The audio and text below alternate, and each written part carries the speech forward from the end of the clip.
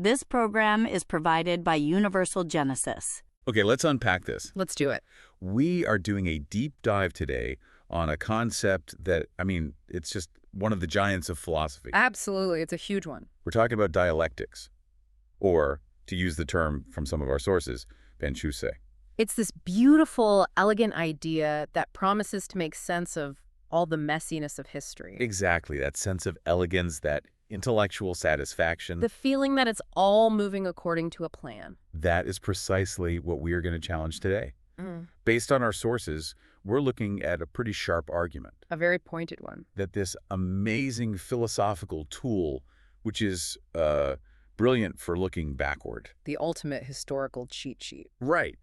But that it's completely useless, maybe even dangerous, when you try to use it to look forward. And this all hinges on a central paradox, right from the start. The idea that dialectics can only be seen from above. The view from above. What does that actually mean? For you listening, what's the practical difference?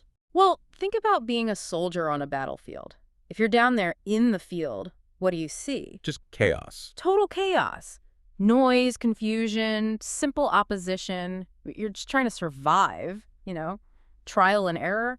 You have no sense of the grand strategy. You can't see the thesis, the antithesis. Not at all. And you certainly can't see the final resolution, the grand synthesis that's supposedly coming. You can't see that move towards sublation. Exactly. And we should probably pause on sublation because it's so important. It's not just a simple compromise. Not at all. The German term Hegel used, Aufhebung, it means three things at once. It means to cancel something, but also to preserve it and to lift it up. So the original conflict isn't just erased. It's integrated and transcended. It becomes part of a new, higher-level reality. Precisely.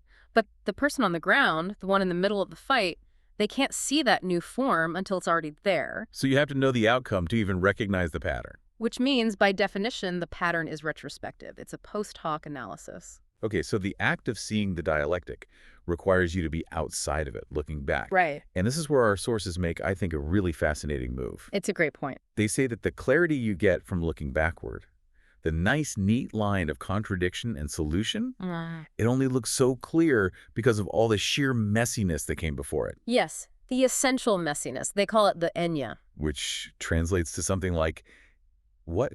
The noise? That's a great way to put it. It's the huge, chaotic swarm of competing ideas, failed theories, random attempts.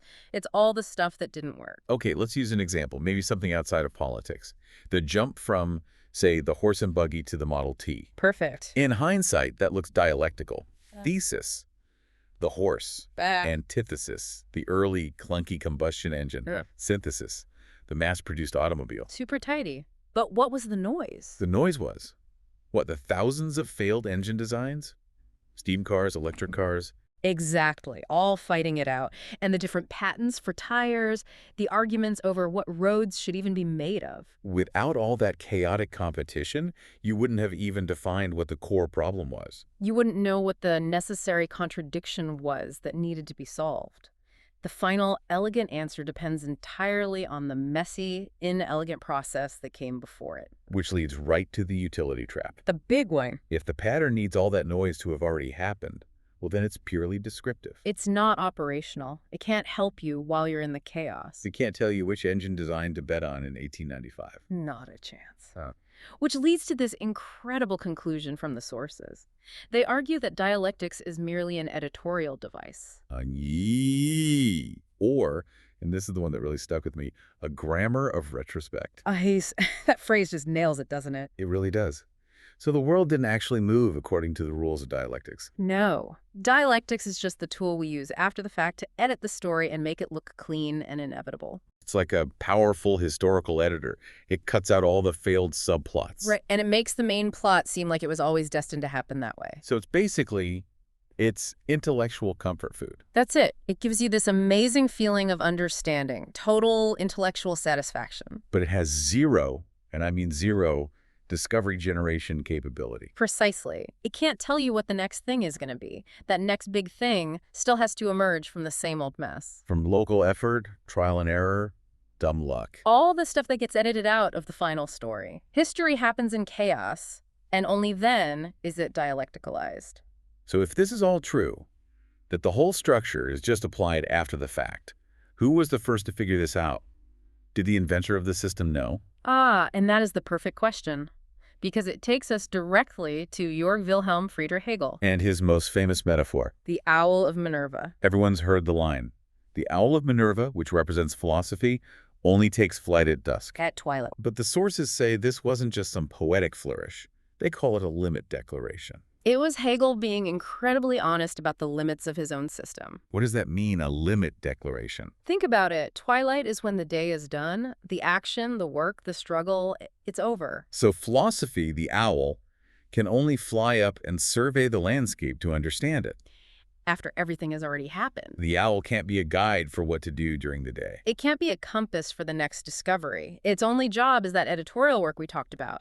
It folds the finished world into a story we can understand. It tells you why things happened, not what should happen next. And this is what's so incredible. Hegel himself was completely self-aware about this. He knew. He knew his system was a tool for understanding the past, for writing the post facto narrative, not for directing the future. He drew a very clear line. Human reason, using this tool, can only ever achieve retrospective understanding.